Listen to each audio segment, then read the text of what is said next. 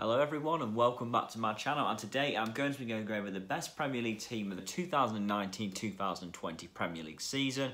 The longest Premier League season in history, but we finally got there in the end, and yet all 38 games have been played, everything is done. So yeah, I'm going to crack on with it. The best 11, or the best starting 11 in the Premier League of this season gone. Goalkeeper, I'm going for Nick Pope. Yeah, starting relatively controversial, of course. Dean Henderson had a very good season at Sheffield United, to be fair to him. He was very good, but I'm going to give the edge to Nick Pope. He's had a very good season with Burnley, and for me right now, he should be England's #1. Right now, for the next year's Euro, he's looking he's looking likely he could well be that. But yeah, overall, I've got to say that I was impressed with Pope this season. 15 clean sheets in the Premier League, 120 saves, the fourth most out of any goalkeeper in the Premier League. Yeah, very good season for Pope. For me, I think he's been the best for me. Very good season, made a couple of good saves in big games. Well, Burnley have had a good season, finished top half of the table. For me, I'd give it to Pope. It's between Pope and Henderson, but I'd just give the edge to Pope overall. I think he edges out Henderson in this one. Right back, Trent Alexander-Arnold, because of course it was. Yeah, Alexander-Arnold's fantastic, isn't he? Can't believe he's only 21 years of age. What a fantastic player he is.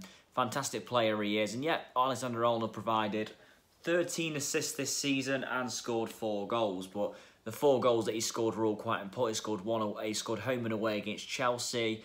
As to include in them goals as well. Very good. And 13 assists as well. Trent's assist rate is absolutely brilliant. He's like a midfielder at right back, isn't he, Trent? Of course, at times you can question him defensively, but he's absolutely brilliant, Trent Alexander-Arnold. And he's an easy choice for right back of the season, to be honest with you. I couldn't think of anyone who even came close. He was an obvious choice for a while. To be honest with you, he would have been up there for my PFA Player of the Year, but his end of the season form was a little bit more iffy. But still, yeah, very good season for Trent once again. Centre-back, Virgil van Dijk. Yeah, Virgil van Dijk's got to be one of the centre-backs at least, of course. Yeah, we all know how good Van Dijk is. What a difference he's made to that Liverpool team in the last few years. And he continues to impress this season as well. Probably not as good as last season, in my opinion, but still, absolutely fantastic. A Premier League title-winning defender now as well. Yeah, what an impact he's made on this Liverpool defence, Van Dijk. Superb. And again, this season, brilliant. 5 Premier League goals as well. He's completing the most passes out of anyone, actually, in the Premier League. 3,259 passes completed. Of course, a lot of them were in the defence, though, because he has the most touches, just passing it to his other fellow defenders. But still a stat nonetheless. Other centre-back, Jonny Evans. So, a little bit controversial. Up until Christmas, Caglar Soyuncu was a very easy choice, but Leicester's form faded. I know Jonny Evans plays for Leicester as well, but overall, I'd say Jonny Evans probably was a bit better than Soyuncu throughout the season, really. It's difficult to choose another centre-back. It was between probably Ben Mee and Jonny Evans. I think Ben Mee's had a very good season as well at Burnley, but I'm going to go with Evans. Very good season for Leicester. Scored once in the season. That was in a 5-0 home win against Newcastle United. But yeah, overall, though, I'm just going to say Evans has been very solid all season. It was difficult choosing another centre-back, but I'm going to go with Evans. Leicester did have a good season. They just fell short of the Champions League in the end. But yeah, Evans for me has had an excellent season. He's a very good defender, Jonny Evans, as well. So yeah, I'm going to go with him for my second centre-back in the team of the season. Left-back, Andy Robertson. Again, like Trent, there's not really anyone else you can pick at full-back bar this man. Left-back. He is the best left-back in the Premier League by an absolute mile. Got a great story. I love Andy Robertson. He's absolutely brilliant. And he was again for Liverpool this season. 12 assists. Scored a couple of goals along the way as well. And yeah, a Premier League winning left-back now, just to add to his Champions League winners medal from last year. A great story Andy Robertson's got. And this was another fantastic season. An easy choice for left-back. No one even comes close. Easy choice is Andy Robertson.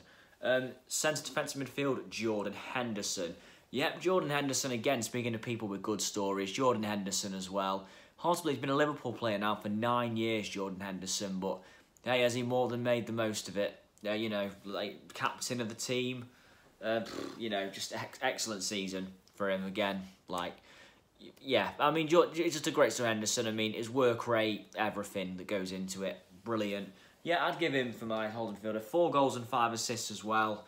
Yeah, Jordan Henderson's a very good leader at Liverpool. That's the most I'll probably say, to be honest with you. And Yeah, it's an easy choice. It's difficult to describe why I'm putting him in here in a way, but of course everyone knows if they watch the games why exactly. Bit of a controversial one because he's not everyone's cup of tea, Henderson, but I really do like him. And yeah, for me, team of the season, defensive midfield, I'd definitely go with Henderson.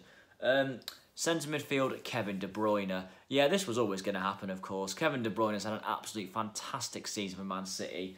13 goals and 20 assists. 20 assists, the equaling of the Premier League record, which is held by Thierry Henry, all the way back in the 02-03 season. 20 assists. De Bruyne didn't quite break the record, but he has equalled it, and that's something in itself. Brilliant from the Belgian. He's had a fantastic season from start to finish. Shame Man City's season hasn't been great. If Man City were fantastic, he'd probably got PFA Player of the Year. And for me, he still could. A very good performance this season from Kevin De Bruyne. Yeah, I mean, everyone knows how good this man is. You just have to watch him week in, week out to know. And yeah, this was another fantastic season for him. And yeah, centre midfield, easy choice.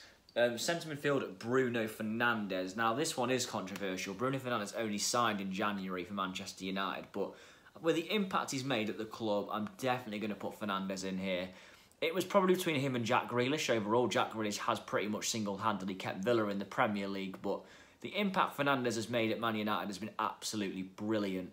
Yeah, I mean, eight goals, 7 assists in 14 games. Yeah, a few of them have been penalties, but the impact he's made, he's unbeaten in 14 games at Old Trafford. He's guided United into the top 3. He's had a fantastic season, Bruno Fernandes. Absolutely, an absolute joy, to watch as well. His attitude and everything about him. It looks a very good player. Man United certainly have a player for the future in Bruno Fernandes as well. One of the best signings United have made in years, if not the best signing in many years. Probably since Robin van Persie back in 2012. The impact he's made at the club and the way he's guided them up there. Even though he only signed in January, I've got to go with Fernandes. His attitude as well, superb. Right wing, Mohamed Salah. Yeah, it was difficult choosing a right winger. Adama Traore at Wolves had a very good season, to his credit. A lot of them appearances have been off the bench, though. But when you compare stats, Mohamed Salah's an easy winner. Salah's got 19 goals and 10 assists this season for Liverpool from the wing. And against the top teams at home, 2 against Arsenal, 1 against Tottenham, 1 against Man United, and 1 against Man City as well. He's scored in big games this season as well, Mohamed Salah. So for me, I'm going to go with Salah just because of the goals, just because of the important goals he scored as well, and of course he's a Premier League winning winger now as well. I mean, most of this team was always going to be filled with Liverpool players. Salah's a little bit controversial, but I have to put him in there though. Another great season for Salah since arriving in the Premier League. How good has he been? But yeah, left wing Sadio Mane.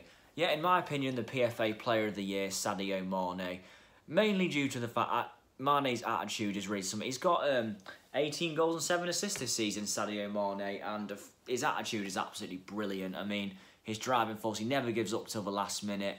Yeah, I'm an absolute joy to watch Mane at times. The way he plays, the way he carries himself around the pitch, never gives up to the last minute, as I said. Yeah, brilliant player. In my opinion, PFA Player of the Year. If I had to choose anyone, it would be Sadio Mane. Yeah, I mean, obvious choice at left wing, really. There couldn't really have been anyone else. Of course, maybe his stats aren't necessarily, well, they are very good, but they might not be the best out of every left winger. But yeah, Mane, though, brilliant season. He's, for me, I'd give him PFA Player of the Year, personally. And striker, Danny Ings. Well, this is controversial. It could have been Jamie Vardy, and in some people's minds, probably should have been Jamie Vardy, but I'm going to go with Danny Ings because Jamie Vardy's only scored 6 goals since Christmas, and a couple of them came in 2s as well. I'm going to go with Danny Ings because I think he's been scoring goals all season for a worse team. And the fact that Danny Ings, of course, I mean, both men have terrific stories. I mean, I'm Jamie Vardy's biggest fan. What he's achieved in his career, anyone should aspire to do. Absolutely brilliant. But I'm going to go with Danny Ings because I think he's playing in a worse team, as I said. And I think that scored 22 goals in a Southampton, with all due respect to Southampton, a Southampton team that's currently now is very, very good. Mad respect for Danny Ings of what he's achieved. In fact, he's had to come back from long-term injuries at Liverpool. Yeah, brilliant stuff. So, yeah, I'm going to go. Southampton have only scored 51 goals this season. Danny Ings has got 22 of them. Not even far off half of their goals. He's such an important player for them. And, yeah, I'd go with Ings. I think he's had an excellent season. Yeah, Danny Ings, for me, is the striker of the season. A bit controversial. I could have gone with Jamie Vardy. But yeah, I'm going to go with Danny Ings. It's a close one between the two, and it was hard picking. But I do have to give Danny Ings massive amounts of credit. And yeah, brilliant stuff playing in that Southampton team as well. And manager, I'm going to go with Jurgen Klopp. Difficult one. Chris Wilder certainly deserves a case. I think Ralph Hasenhüttl deserves more of a shout than what people say. And also, of course, obviously Jurgen Klopp. Frank Lampard getting Chelsea top 4, but I'm going to go with Jurgen Klopp. 99 points, you can't argue with that, can you? I mean, he's one off the record of 100. This Liverpool team have now taken, I believe it's 196 points in the last... 196 points in the last 2 seasons, and Man City took 198 the previous 2 before, but still, absolutely brilliant record for Liverpool. The way Klopp's kept the team motivated and the mentality's kept up, despite the fact they only just lost out on the title last season by 1 point to Man City, just so heartbreakingly as well. I'm going to have to give Klopp all the credit here. I think that he's had a brilliance. He's got the players motivated all season, well, until they actually won the title when it went a bit downhill, but still.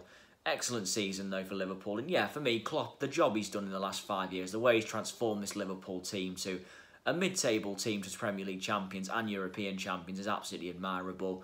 Yeah, overall, I'm going to go with Jurgen Klopp. I mean, close one. Chris Wilder's done very well, to be fair to him, and he deserves a good shout. But Sheffield United's end of the season was a little bit dodgy, so I'm going to go with Klopp for that reason. But yeah, that's my team of the season and my manager. Thank you for watching. If you change anything, please let me know in the comments below. And of course, now as you can see, I've now got a tripod stand to go for my videos, so I won't be holding it in selfie mode all the time. But yeah, thank you for watching anyway, and yeah, I'll see you soon. Thank you.